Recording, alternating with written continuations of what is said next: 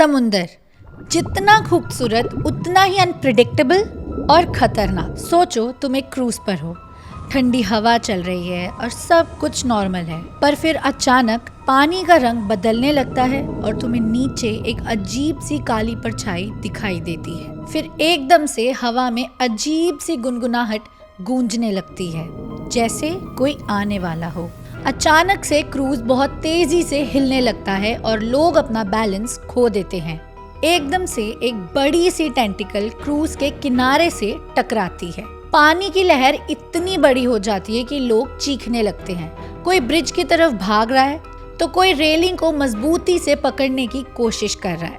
और फिर एक और टेंटिकल और फिर एक और टेंटिकल, और तब समुंदर के बीच से एक मैसिव टेरिफाइंग क्रिएचर बाहर आता है। एक ऐसा मॉन्स्टर जो सिर्फ कहानियों में ही नहीं बल्कि रियलिटी में भी एग्जिस्ट करता है। और ये कोई भूत प्रेत नहीं, ये है लिवाइथन, एक ऐसा सी मॉन्स्टर जिसका जिक्र हर एक कल्चर में हमें जरूर मिलता है।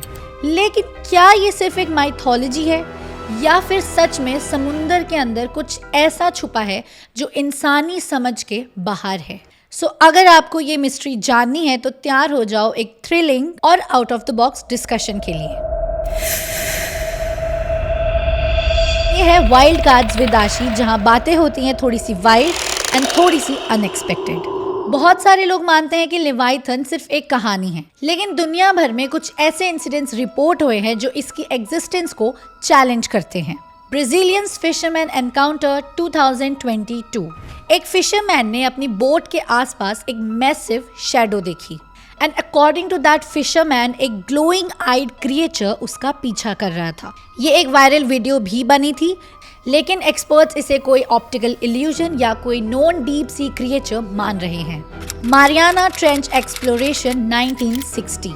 एक सीक्रेट डीप सी मिशन के दौरान एक्सप्लोरर्स ने अंडर वाटर माइक्रोफोन्स में एक अजीब सी मिस्टीरियस साउंड रिकॉर्ड करी। ये आवाज ऐसी थी जो किसी भी नॉन सी क्रिएचर से मैच नहीं हो रही थी। इसीलिए कुछ लोग मानते हैं कि ये शायद लिवाइथन या किसी unknown deep sea giant creature का सिग्नल था। Google Earth sighting. कुछ ऑनलाइन रिसर्चर्स का कहना है कि गूगल अर्थ सैटेलाइट इमेजेस में एक मैसिव सर्पेंट लाइक शैडो देखी गई थी और ये शैडो डीप सी ओशन में मूव कर रही थी। लेकिन क्या ये सिर्फ एक डिजिटल ग्लिच था या सच में डीप सी के अंदर कुछ छुपा हुआ है? Deep sea creature surfacing. पिछले कुछ सालों में ऐसे डीप सी क्रिएचर्स मिले हैं जो सिर्फ पहले स्पेक्यूलेशन में थे, जैसे कि 20 आर्म्स वाले डीप सी एंटार्क्टिक क्रिएचर। तो क्या पता लिवाइथन भी अभी तक किसी गहराई में छुपा हो। लिवाइथन का जिक्र सिर्फ किसी कहानी या माइथोलॉजी तक सीमित नहीं है। ये एक ऐसा नाम है जो ancient religions, scriptures, folklore and even modern horror narratives में भी एग्जिस्ट करता है। लोगों का मानना है कि लिवाइथन एक मॉन्स्टरस सी क्रिएचर है जो समुद्र की गहराइयों में रहता है। ये एक सर्पेंट या ड्रैगन जैसा दिखने वाला क्रिएचर है जो इतना पावरफुल है कि एक शिप को 2 टुकड़ों में तोड़ सकता है और पूरे समुद्र में तबाही मचा सकता है। लेकिन ये लिवाइथन आखिर आया कहाँ से? क्या ये सिर्फ एक मेटाफोर है या फिर एक रियल क्रिएचर जो शायद साइंस अभी तक ढूंढ नहीं पाई? तो चलिए इसके ओरिजिन और इसके एक एक पर्सपेक्टिव को डीकोड करके देखते हैं। Etymology and origin. Where did leviathan comes from?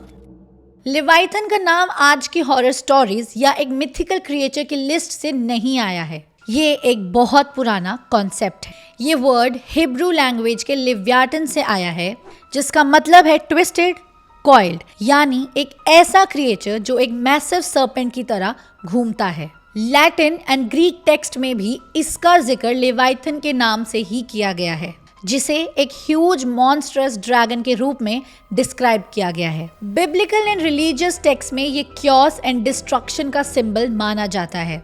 लेकिन अगर ये सिर्फ एक मेटाफोर है तो इसका जिक्र अलग अलग कल्चर्स में अलग अलग टाइम पर कैसे किया गया? Let's see ancient and religious text में इसका क्या रोल था।